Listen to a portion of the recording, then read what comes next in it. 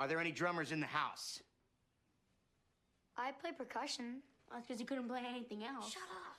Come here, dude. Hey, man. Do you touch my drum set? Nope. It's just weird, because seems like someone definitely touched my drum set. Yeah, that is weird. 'Cause I didn't touch them. I am warning you right now, if you touch my drums, I will stab you in the neck with a knife. Not quite my tempo. It's all good. No worries. Here we go. Hey guys, be sure to subscribe to us on iTunes and leave us positive reviews. So if you could go leave us a nice 5-star review, it really helps out with the podcast. Also, it helps with our rankings. So if you're trying to find us, it's easier to. So 5-star reviews, be sure to go subscribe to the podcast. So go to your iPhone or your Android or whatever you use to listen to the podcast and just go hit subscribe. It's real easy. It takes like 3 seconds. So please go do that, and I will love you forever. Thanks. Hey guys, welcome back to the Drumheads Podcast. My name is Daniel, and this is episode 81 with Mark and Josh of Saraz Handpans. Now, this was a very, very much a treat for me because these guys live in my hometown of Asheville, so we actually got to meet in person and have a face-to-face conversation on the podcast. So I always love that. So this is what I love about the social media and everything. I remember flipping through social media, and I was already following them, and I saw that one of them was hiking off the Parkway here in Asheville, and I'm like, So, and I figured out, oh, they live in my hometown. So I reached out to them and said, hey, I'd love to have you on the podcast. You're here in my town. Let's do this. So they said, sure, let's do it. So I went out to their shop. They gave me a tour of the shop. They gave me a T-shirt. They showed me all the the instruments they have in process they're working on, the ones they finished, and then also the tools that go along with it. And so this podcast was very neat in the fact that I, came away just blown away about the the craftsmanship, the attention to detail, and the process of how you make a handpan. Now, for you guys who are not familiar with handpans are like those big UFO looking things you see people put in their laps, and they're playing it with their fingers. And I've put up a couple of videos on Instagram of certain people playing them, and it's always gotten a lot of positive responses. So yeah, they're like steel drums, but they're not. Steel drums, you hit with hammers, or not hammers. You hit them with mallets. These are using your fingers, and it's a very light touch. It's not about banging it. It's all about almost caressing it. So, but just the attention to detail and their commitment to, it's a 2-month process to make one of these handpans. It's not like they can just crank it out in a week and then sell it. They take the time and the effort to make sure it's done right, and they're not, trying to saturate the market, and just build a bunch of handpans and put them out there. They're taking their time, and they're taking, very extreme, measures, you could say, to make sure it's done right. Because if one of those notes are not done right, it sounds bad, and they don't want that. They want to make sure it's done correctly the first time. And it was just funny hearing the stories of how, trial and error and all that stuff that goes along with starting something like this. Because handpans are a relatively new instrument. They're not like, it's not like drums have been around for, thousands of years. And then, the drum set, the modern drum set's 100 years old. This is still in its infancy almost. So it was great to hear about that. And if you're here in Asheville, they're part of the handpan, or they're part of the percussion festival here. So go check that out as well. Because I also had heard about them through River, who was a previous guest, River Gregarian. So just go check them out. Go to their website.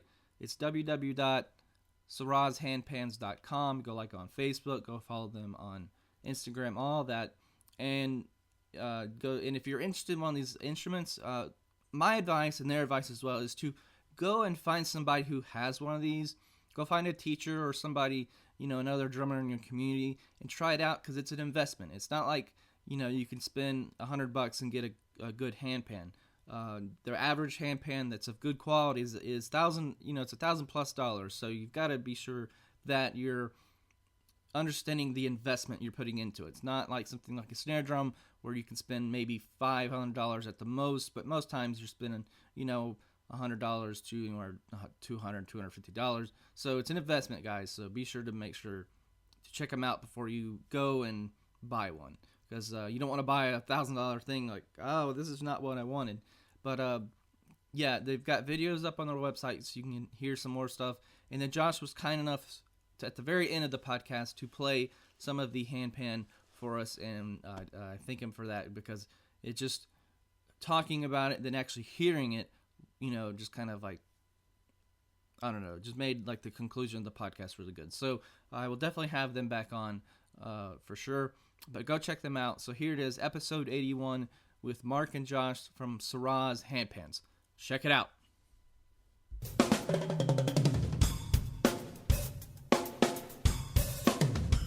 Hey guys, welcome back to Drumheads Podcast, and I'm joined by Mark and Josh of Saraz. Did I say it right? Yes. Yes! All right, got it, nailed it. From Saraz Handpans. So how are you guys?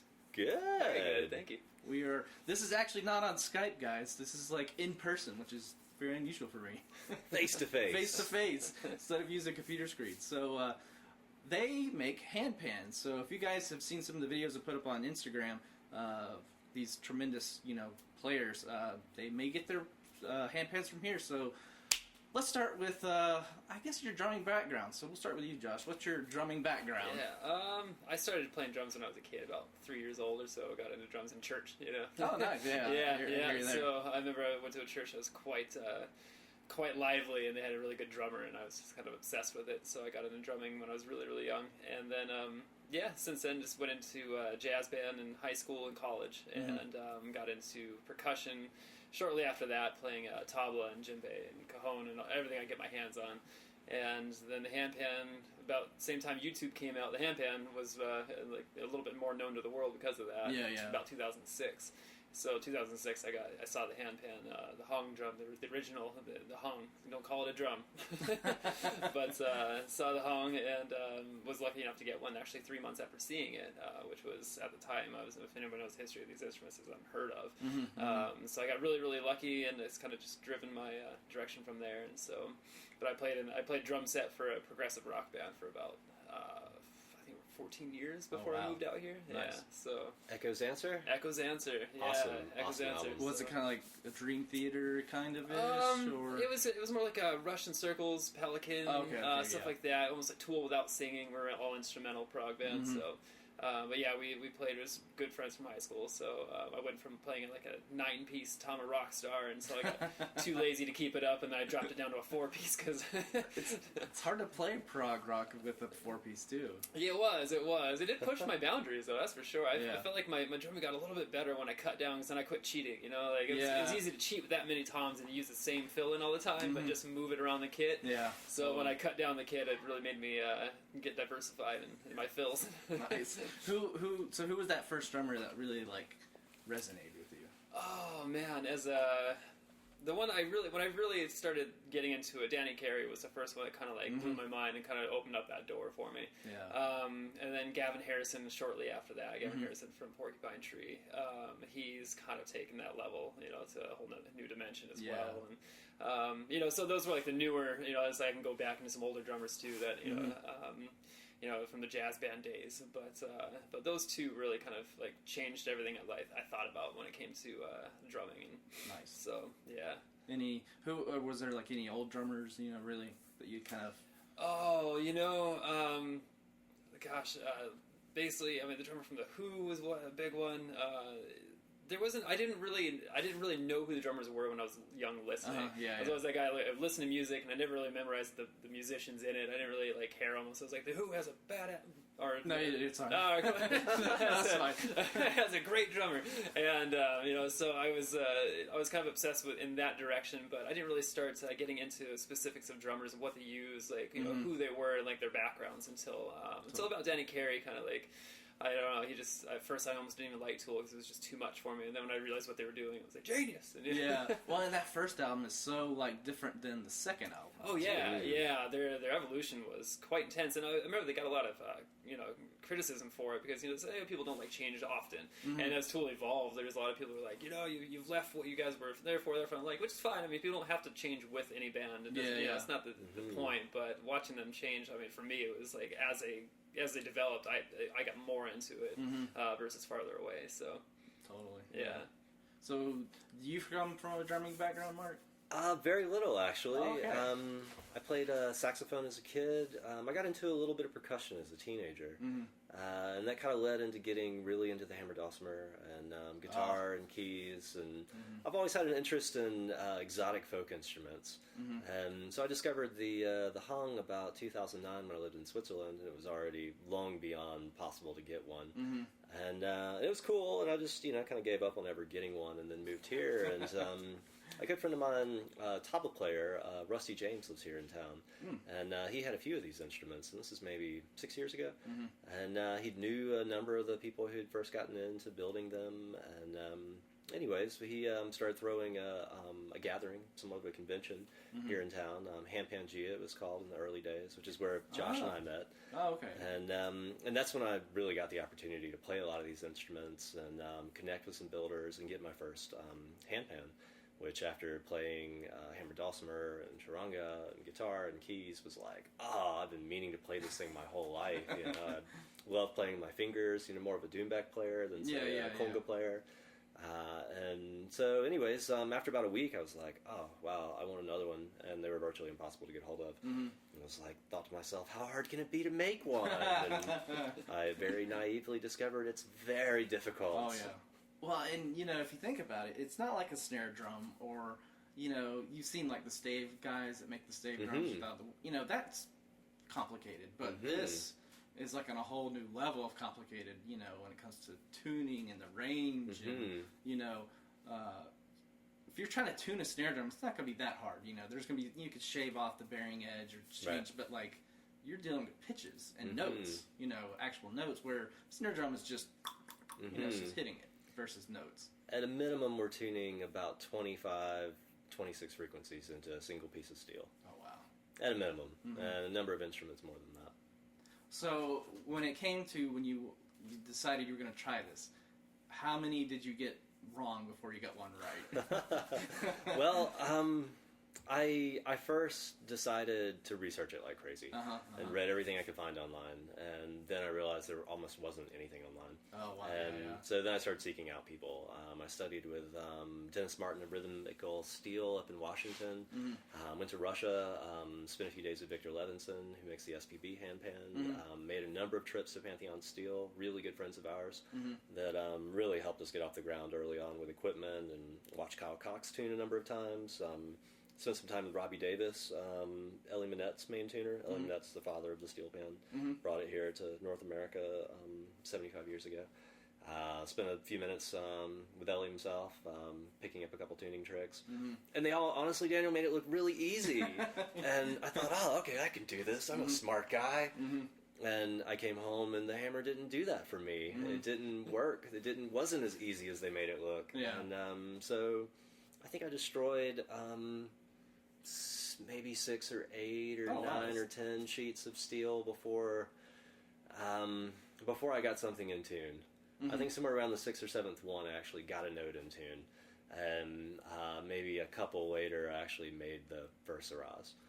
So what year was this that you were trying this? 2012. 2012. Okay, so 5 years. 5 years. Yeah. Finished the first prototype in late 2012. Okay. November. And I started the project about a year before that, in research and gathering tools. A lot of these tools you don't go buy them at Home Depot. Total, fabrication from scratch.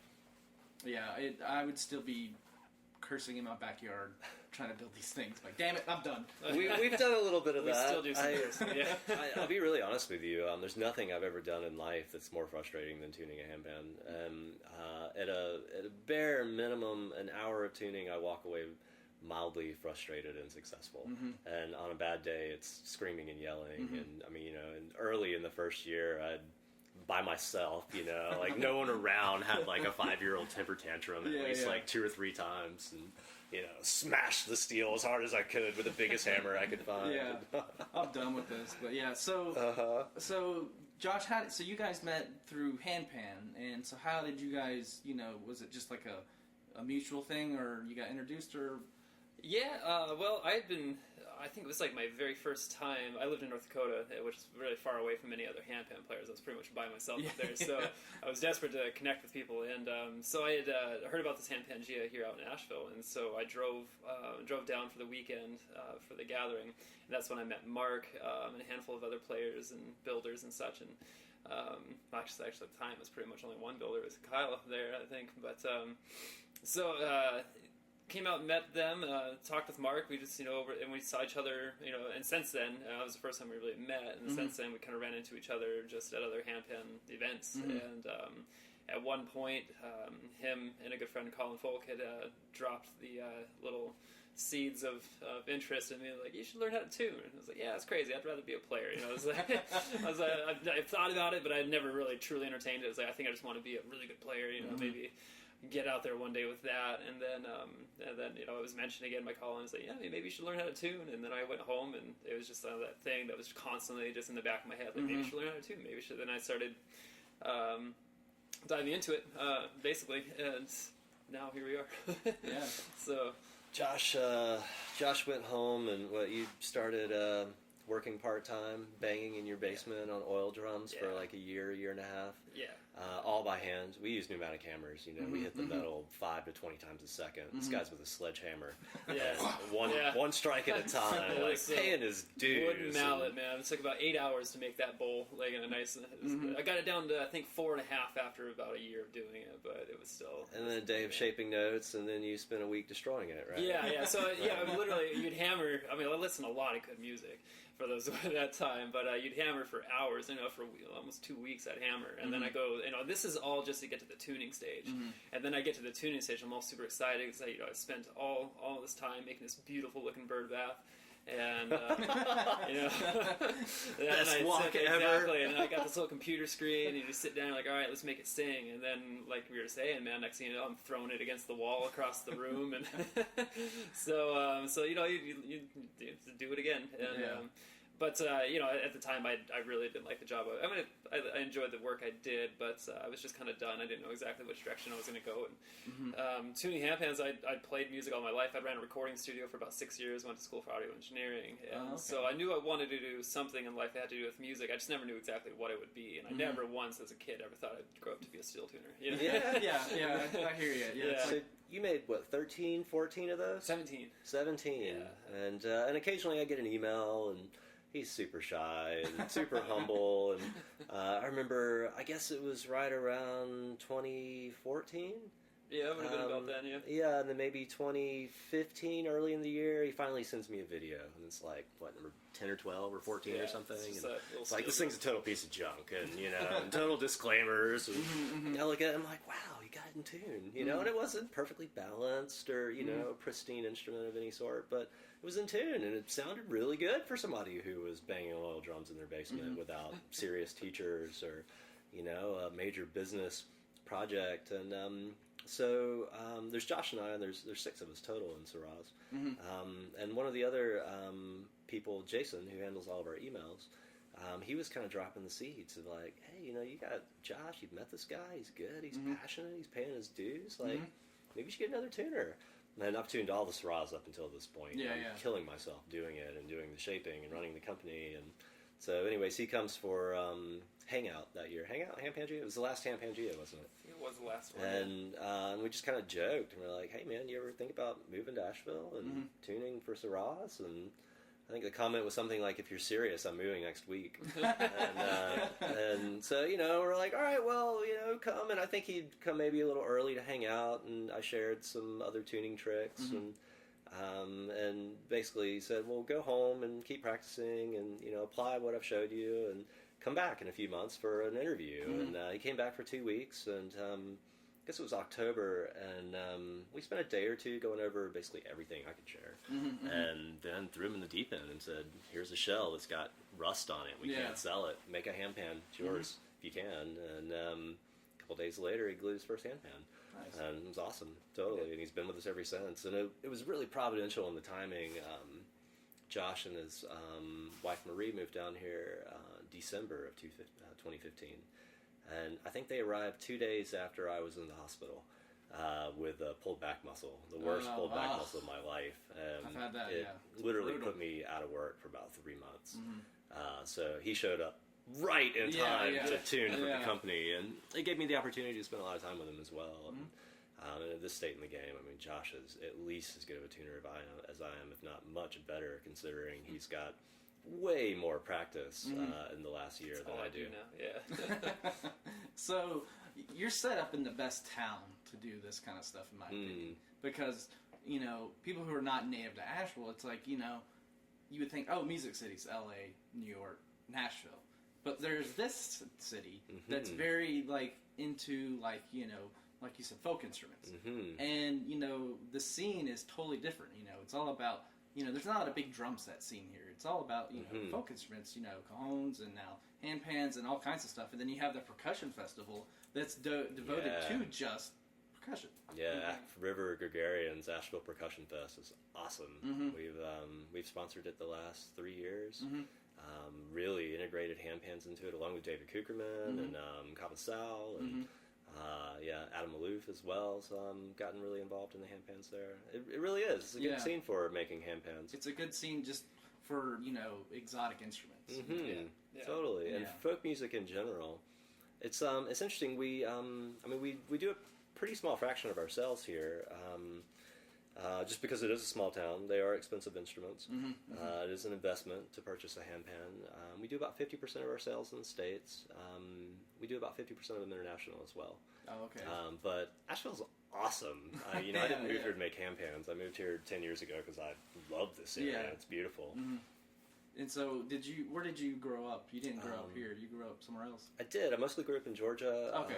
Went to school there, University of Georgia. Lived in Oregon for a while. Lived in Colorado for a while. Did a lot of traveling, Central and South America. Nice. So it's just Asheville. Just you visit and you're like, I'm gonna stay here. Or temporarily. Pretty much. I had a girlfriend from high school that went to UNCA and studied recording arts here, and I came up a lot in 1999 and totally fell in love with it. I was living in Athens, Georgia at the time, really wrapped up in the music scene there, and Asheville is kind of just really becoming its Asheville with the bold print at that time. But I kind of said to myself, one day I want to live there. And I was a land surveyor in Colorado in 2007. Oh, okay. And the economy crashed, and there was nothing else to do there. I had a friend here that had work, he had a place for me to stay, and he was like, come on. And so I've been here ever since. Nice. See, I actually grew up here my whole life. Really? So. You're bona fide, Asheville. Yeah, but I don't have the accent. Everyone thinks I'm from the Northeast because. Okay. But my family's from up north. But it's a different city. 33 years ago than it is now. So it's for the better, in my opinion. Some people would probably beg to differ, but sure, can't make them all happy. That's how change goes. Just you get some of those devs, and they're like, I hate this place. Like, what's wrong with it? It's those damn hippies, It's like, come on, damn hippies and the tourists, right? The tourists. The hippies I'm cool with. The tourists drive a little bit better. It's brought a lot of great restaurants here. It's brought a lot of great beer if you're into it. And a lot of great arts. It's an incredible vivaciousness of creativity in this valley, and it dates back way before the tourists. Buckminster Fuller built his first geodesic dome prototypes within a mile of where we're sitting. A number of really interesting people have spent time here over the decades. And between writers and people who want to escape, and be in the wilderness, but have a connection to, I guess the real world at the same time. It's a great place to do that. Totally. Yeah, it's got a lot of benefits of a big city without a lot of the junk that goes with one. Feels like But so one of the questions I had is, from start to finish, how long does it take a handpan? We typically currently spend about 2 months building an instrument. 90% of them are being done in about 2 months. there's 6 of us, so it goes through various stages. Now, in that time frame, it's not the whole company's working on one instrument. We've, I think currently we've got probably 25, 30 instruments in motion, various stages. And so when the first person, starts it, presses the notes, well, Josh isn't going to see that for 3 or 4 weeks to tune it at least. And then, as I was showing you earlier, we're constantly sinking shells and getting our next batch ready.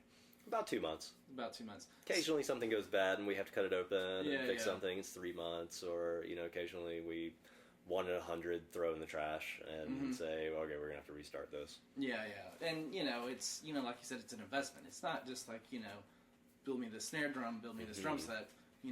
That could take a little bit of time, but it's there's a lot of hands that go onto this before it goes into the consumer's hands. Yeah, and we think a lot about it as art. We think a lot about it as we're painting a picture. We're creating, better yet, we're really creating a paintbrush for a painter to paint a picture. And in that regard, we don't really have an assembly line, even though there's 6 of us and there's these various stages.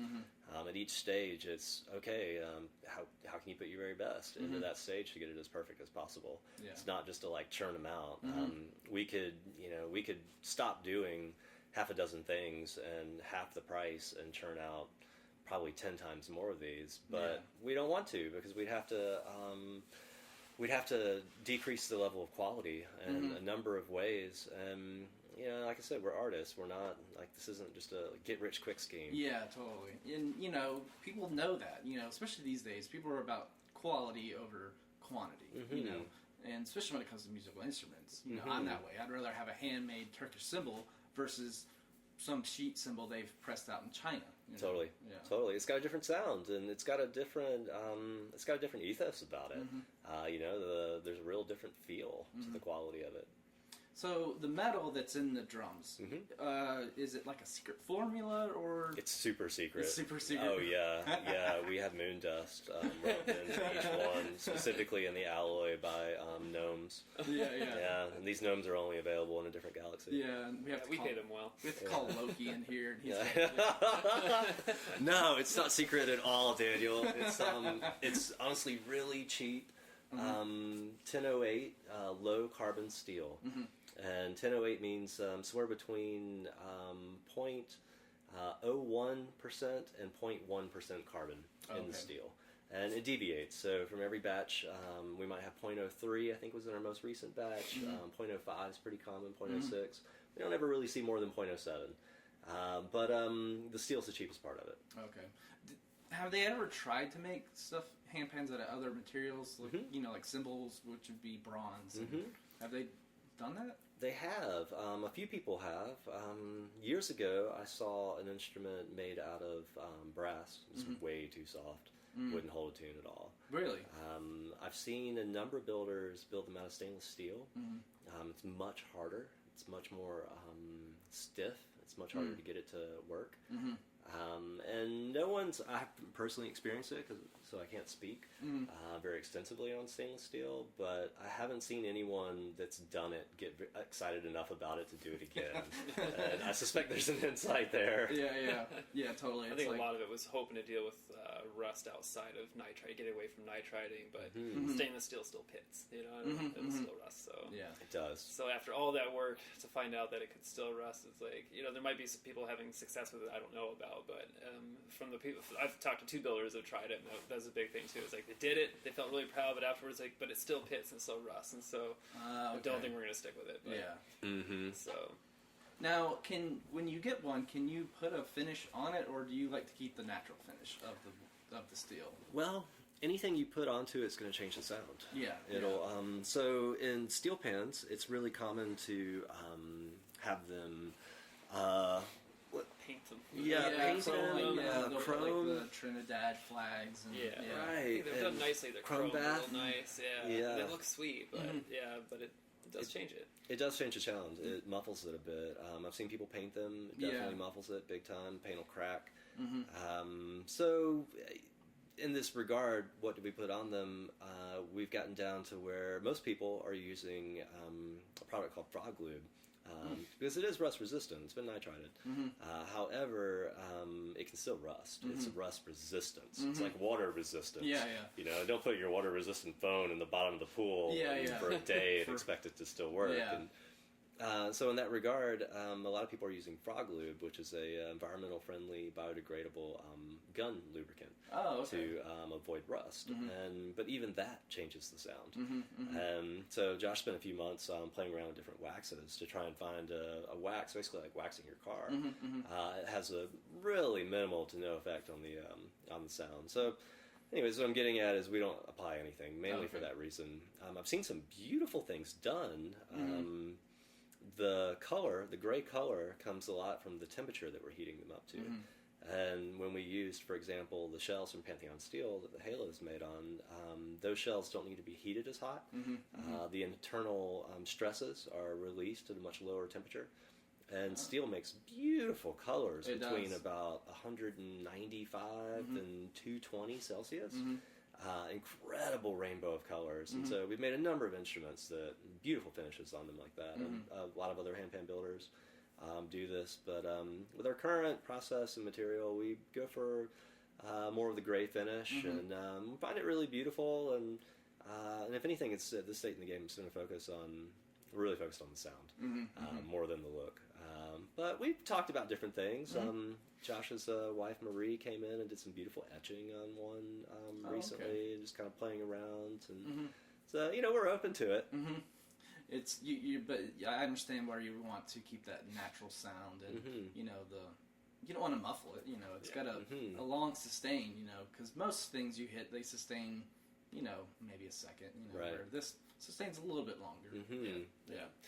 Most of our conversations at the end of the day, if we're sitting together having cider, usually revolve around what kind of things we can do to change the sound. We haven't really spent a lot of time talking about how to change the look very much. We used to brass the dimples, which, you know, wasn't actually, I love the look of it, but in the end, you know, it rubs off, and you know, is it really worth that extra time to put on the brass and have it rub off? And it rusts faster, actually. You know, the brass will rust faster. Yeah, when I was doing some rust testing, I was throwing some shells out there, and the first place that rusted was like a little bit of brass. It was sitting on top, and you can imagine it's not buried into the way we were doing it, at least. And so we just got rid of that and kind of almost fell in love with this natural look of the steel. And we've done a lot of experiments in how we polish them. And the degree, we use a cut brush on a drill to polish them. And the degree of thickness of the bristles is really important. So, like a cut brush from your local hardware store, it's way too big of bristles, and it'll scratch it like crazy. We special order them much smaller, but going from like 0.06 to 0.006 to 0.008 inches was profound. It brought out more shine. It also brought out more sustain in the instrument. Nice. And it's basically taking off the compound layer of the nitriding and taking it away from this very matte, non-shiny finish to making it a shiny finish, which we do indeed prefer. Yeah. So when it comes to artists, do you guys have like particular artists that just exclusively use your brand, or they kind of just all over the place? They're all over the place. Okay. Definitely. And it's a really interesting art form and industry in that regard. When I first got into this, there were 8 builders in the world making a pretty decent instrument. Maybe there were 10 or 12 trying, and in the last month or two it's probably up to 110, 120 now. And yet again, it's access. So many people want these instruments and they're not available. We're not able to say yes to everybody. Oh, wow. And every other builder is in the same boat, and so trying to figure out how to deal with that. We turned down over 1,000 people in the last 3 years. Wow. We can't the demand is that high. Wow. The demand is tremendous, and so all those people are just like me, and I can't get one? Well, I'm going to try and make one. Right on, more power to you. In that regard, we've been really open with sharing information. If you look on our website, there's a whole section called Building Handpans. To share some of the really basic stuff, as well as some of the more high-level issues that are involved in building these instruments, because literally it's not competition, at least at this state in the game. Yeah, well, that's great that there's not that competitive, like we gotta be the one on top, and everyone's gonna come to us. It's more of like a collaboration between builders and artists, and it's very friendly. I think It being is. such a small niche thing, we're going to run into each other all the time, especially being so active in the handpan world. Yeah. We're going to see a lot of players who are going to turn into builders. And we're going to see a lot of like people that have just seen it and started learning how to tune show up so they can talk to more builders and stuff like that. So we're so involved in it that it's even try to hold back would just kind of come off as really exclusive and just on a personal level with such a small thing. We know so many of these players. That, so in the end, it's nice that we're really fortunate in the fact that there's high enough demand. We can sit there and just have good conversations with the people, and the people who are going to dive into it can take a tip and run with it. And the people who aren't are that tip might just go off on the wayside. So it's not. I don't really feel like holding information back from anybody. It's going to like benefit us by any means, or even them. So we're really fortunate that way, and I hope it's able to stay that way. Well, there's a real drummers right now are, especially like online, are more open than like when I was in high school. It's all about being competitive. I use this exclusively. I'm a dick to everybody else. Kind of attitude. You really can't afford to be an asshole to your other colleagues in the field. You're gonna get some blowback for sure. It's bad karma, and in this art form, it's still really young. It's incredibly young, and so the value of having friends who are also building these instruments is the value of sharing data. And how are you nitriding yours? How are you baking yours? How are you forming your notes? Why are you doing that layout? Is tremendous. It's tremendous. I mean, put it in perspective for you. The age. Tuned steel is it's the only acoustic instrument invented in the 20th century. And it's barely 80 years old. It was, of course, created in Trinidad, and the fundamental note was the first chromatic set, I believe, was set up around 1930s. Ellie Minette, he wanted to play Mary Had a Little Lamb, and at that point, it's worth paying respects to Trinidad in this regard. It was music was actually outlawed there, and people were stealing oil drums and banging on them. And after a while, they put dents in them and realized, you can make notes out of that. But to overall history, I hear the first harmonic, the octave harmonic, was first done in the 1960s. The compound fifth, the short axis, was done in the 80s. He's younger than I am, and then in the 90s started to tune the shoulder tones. A lot of people put I think it was a second or third octave on the steel pans on every note in the 90s. And don't quote me on this, but for the most part, that's about where the evolution of the steel pan stopped, and mainly out of necessity in regards to how much of the frequencies are tuned. Because you play it with a mallet. And with the handpan, we're playing them with 10 mallets. We're playing them with our fingers. And so now there's this motivation to tune every single frequency possible on the sheet of steel. And so, literally, the first person I knew about that was tuning all the shoulder tones on the center note was Victor Levinson, building the SPB maybe 3 years ago. Oh, wow. Incredibly young, and there's not more than I don't think there's 10 handpan players in the world that are thinking about the shoulder tones. So this is a very young art form is what I'm really getting at, and to be able to sit down with another builder that tunes shoulder tones and say, well, how are you making them go flat? How are you making them go sharp? And what are you tuning them to? And why is the shape based on that is so valuable. So when it comes to, I know a question probably that is asked a lot. What's the difference between a handpan and then steel drum? Josh? After building steel drum, 17 of them, what really comes down to is pan art. When they came out, there's two things really. I feel like that generalize a handpan versus a steel drum. The dimples, the ovals that are, or circles, whatever people make on the center note was huge. And this is before the handpan. This is pan art was experimenting with trying to drive tension in the note to start isolating, like we're talking about. We're doing a lot of subtractive EQing here. Is what we're trying to do. Is steel makes tons of frequencies. A lot of them we want to resonate. A lot of them we don't. And so actually more of them we don't. And so. They were able to come up with a way to add the dimples into the middle of the note, which acts like a big mute button for certain frequencies above certain octaves. And so, and they were doing this on their steel pans. They were doing this on the steel in the pan. 90s. Yeah. So this is before the handpan came about, as we know it. And so they were already experimenting with the dimpling, and that was a huge thing for sound. And the fact that it brought a warmer, softer timbre to it. When I was building steel drums, I was only doing flat notes while I was just trying to learn how to tune to do this. And I remember the first time I added a dimple to a note I'd already made. So it was a flat note, added a dimple to it, and instantly I loved the sound better. You know, it was just that whole thing was just, it got warmer and softer. And so the handpans...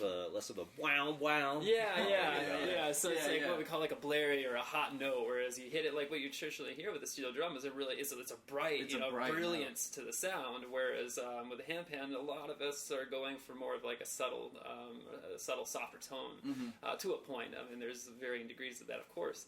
But after that, they had a steel drum player who's actually a Godam player, and I think he plays other world percussion. And he was traveling through, I think, to India. He was on his way to India, or maybe coming back. But he stopped by Pan Arts to have him tune a steel drum.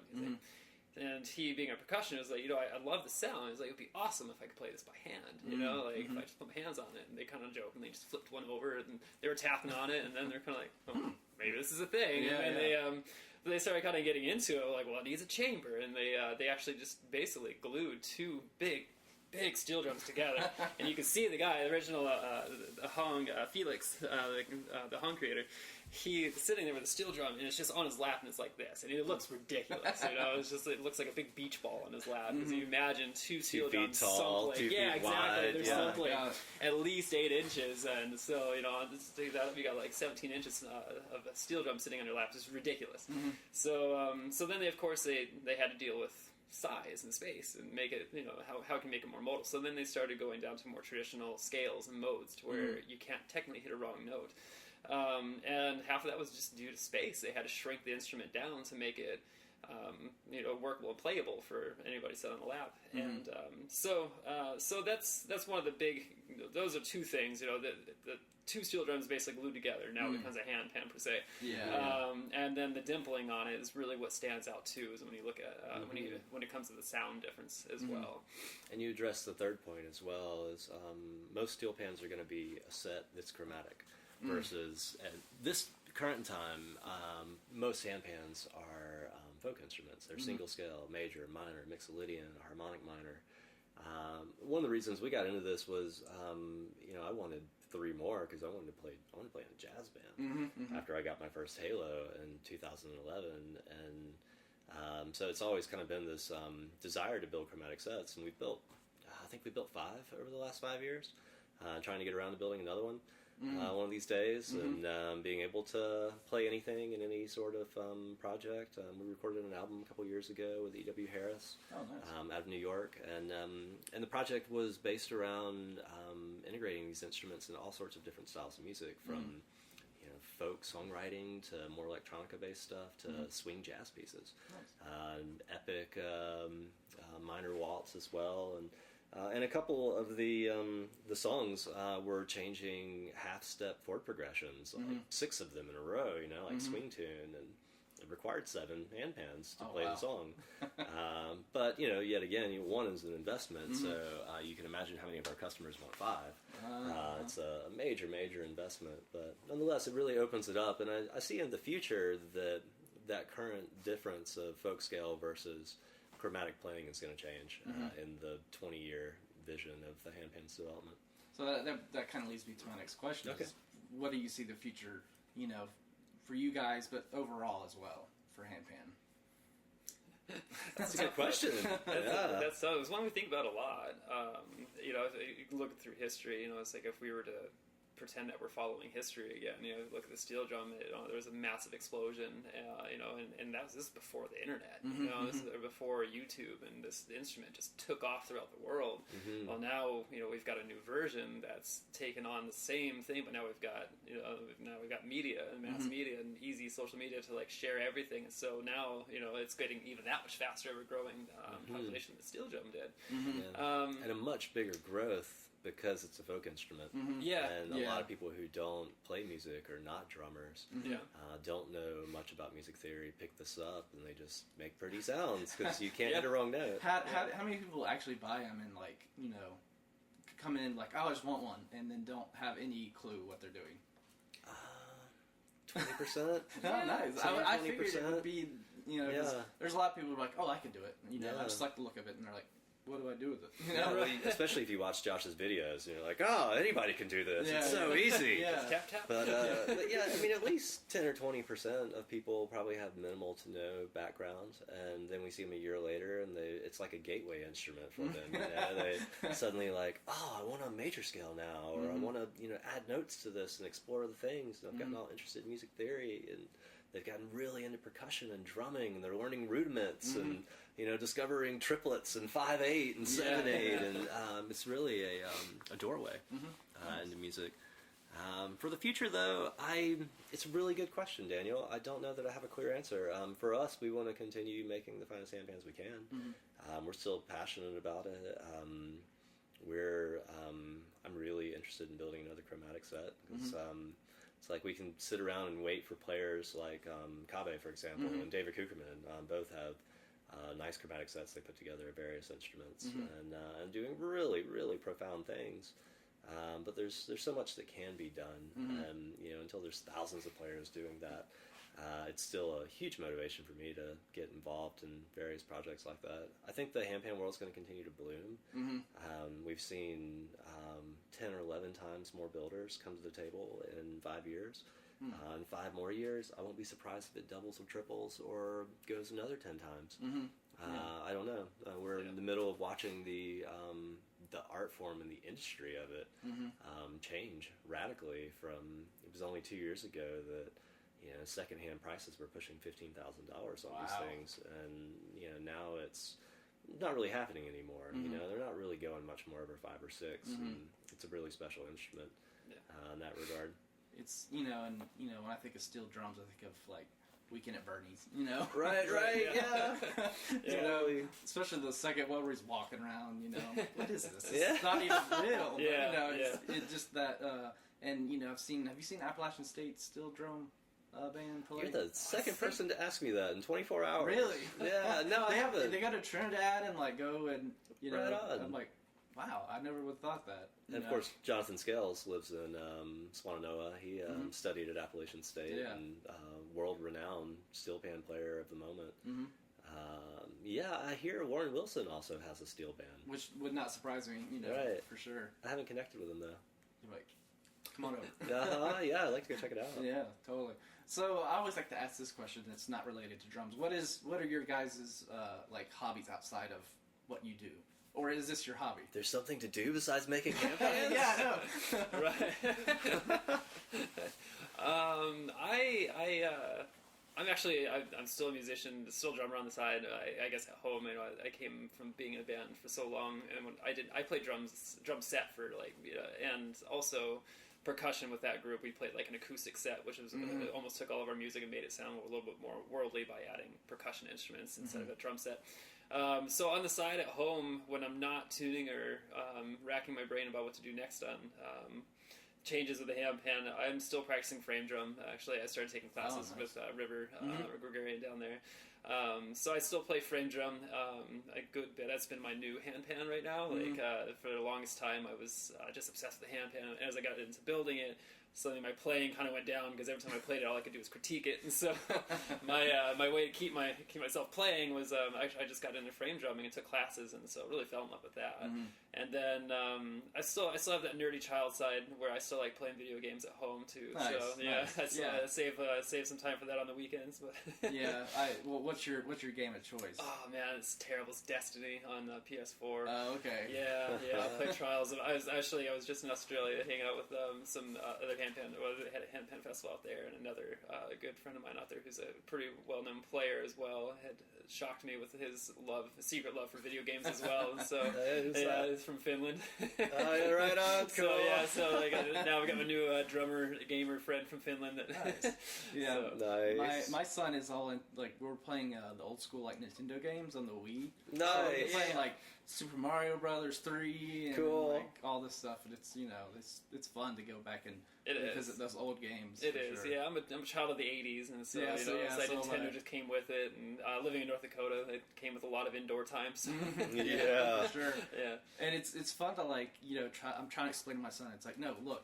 you didn't have access to all these games on one system. You had to have like cartridges, and, Right. Yeah, you had to blow in them and then like wiggle the thing, smack the reset button 10 times. So true. Hilarious. So what about you, Mark? Do you have a hobby that you like to do outside this? Or? My second hobby to building handpans is probably gardening. Okay, nice. Much more I've constructive. been creating a bit of a homestead in my house in Swannanoa, and gotten into growing all sorts of interesting things, from the classic tomatoes and cucumbers in the summertime to I have a pineapple problem. Really? I've got, 20 pineapple plants growing in my house right now, and gotten into some other really interesting things, allspice, and recently gotten really into figs and growing those, and got into a plant called yacon, Peruvian ground apple. It's a cross between a pear, an apple, and a potato. It's a tuber. Grows in the ground. Really quite tasty, raw and cooked. And grew that for the first time last year, getting ready to grow a lot more of it this coming year. Yeah. Do you do a lot of herbs, like, basils and oreganos? And Yeah, I love growing a lot of basil as well, and that's probably the main herb I grow. I'm going to try a bit more rosemary and some thyme from seed this year, but it'll be an experiment. It's always good to throw that into like a sauce, and it's fresher, for sure. Yeah, I've done a lot of purple basil, and for a while I was growing it year-round in the window as well, and fresh pesto, like every month or two, it's the only way to do it. Yeah, for sure. It's amazing, like, after growing your own food and wondering, like, well, what did they do to it to get all the flavor out of it before they sell it in the grocery store? Yeah, for sure. And we've kind of found with growing like arugula and also spinach, it can come out pretty spicy, and we call it the grocery store treatment. If we just put it in the refrigerator for about 5 days, all the spice leaves, all the hotness, it tastes far more like it came from the grocery store. Okay. Gotcha. So, if you had any advice to someone who's wanting to either be a pan player or start making it, what would you offer to them? Well, if you want to be a handpan player, it's probably best to try and get your hands on a handpan. And there's a number of really great companies in the world. I would recommend not only us, of course. We, on our website, you can send us we have a request form. You can send us an email. We usually respond within a couple weeks, and we're not able to accept them all, but we try our best to accept as many as possible. And if we can't do it, there's a number of great players and that use instruments from Pantheon Steel and Symphonic Steel and Colin Folk and Ayasa, Echo Sound Sculpture. The SPBs are highly regarded. The list is growing. Yeah, it's growing. Jonathan Barr's making great instruments. Who was you just played? Meridian's making some nice Meridian instruments. Duncan with Meridian. So number of people. Aura Handpan and. I feel like a lot of friends I have now. I'm like, man, it's like it could go. We can keep listing them. Yeah. And there's a lot of folks doing flash sales. We were one of the first people to do this. We try to put a instrument or 2 or 3 on our website for sale every month, and a number of other builders have started to do this. The one thing I would warn is about using services like eBay. Most people that are putting them up there are some good buys on eBay now these days, some up-and-coming builders, but then there's also a lot of junk. Yeah, I can imagine. Sometimes it's really overpriced junk. It's an instrument that really isn't worth anything, and it's going for $2,000 or $3,000, much less $1,000. Warning about that. Do your research. Look around. There's a lot of folks that talk about different builders. And pros and cons of each one. If you want to build handpans, I wish you a tremendous amount of dedication and focus and patience, and do your research. It's easier than it's ever been. There's a lot of information online. We get so many questions of people asking us, hey, how do you do this? How do you do this? How do you do this? I started a section on the website. There's a basic section of building handpans that talks about a number of different documents you can read online, things you can study on it. Beyond that, there's a number of posts of really kind of higher level issues like the chamber impedance and some of the other complications of building the instruments. There's more and more companies starting to offer shells, deep drawn shells. One of the first was a company called Shellopan out of France. They make a great shell. we've made half a dozen instruments from them. We'll make at least 10 or 12 more over the next year or two with what we have in stock. There's people starting to use hydroform shells and sell those. We haven't used any of them yet, although we have a couple coming that we're going to try out from 2 different builders. So it's easier now to not have to do what Josh did and spend an entire day with a giant wooden mallet just to make a bird bath to then destroy. You can get a shell and destroy it. And beyond that, just dedication, show up at a handpan gathering, go out and meet other players and builders, get data, actually play these things. Yeah, actually seek somebody out who has one and just tool around with it and really. Totally. Well, that's a great addition that you just made to the website too, was having all the as many festivals as we hear about, trying to put them on the website as well, because that's the best place for builder, future builder, and future player alike to try out as many handpans as you can. If you're lucky and sit down, there's enough builders there, you might learn some stuff from them.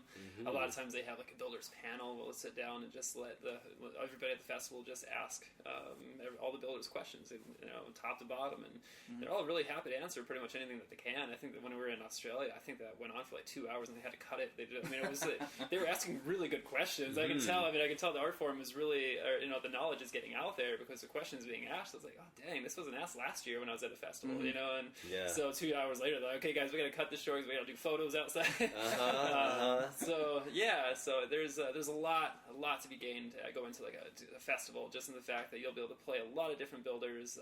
You'll see some of the greatest instruments and some great people too. It's a good way to get in the connection. It's still such a small thing that I'm really fortunate to be in this. Mark and I are both, in the fact that right now with how far deep we are, we can go pretty much anywhere in the world, and we probably have a handpan player that we've either heard of, met online, or we'll get connected with, and they'll show us around town and stuff like that. So the handpan world is still incredibly great place to be, but very connected and intimate still. Yeah, totally. Well, I think it would be, good to maybe have a little demonstration. I know. Please, Josh. Yeah, it's like a paper, rock, scissors. Go. Josh, before Josh came on, I tuned all the Saraz and did all the videos. And when Josh started working for Saraz, he started tuning 98% of the instruments and doing 99.9% of the videos. That's cool. Yeah, so this one is a G minor. This is our 19-inch instrument. So, again, we were talking about earlier, we can fit B flat on it. So, big thing in the handpan world. I'm just going to play a little bit.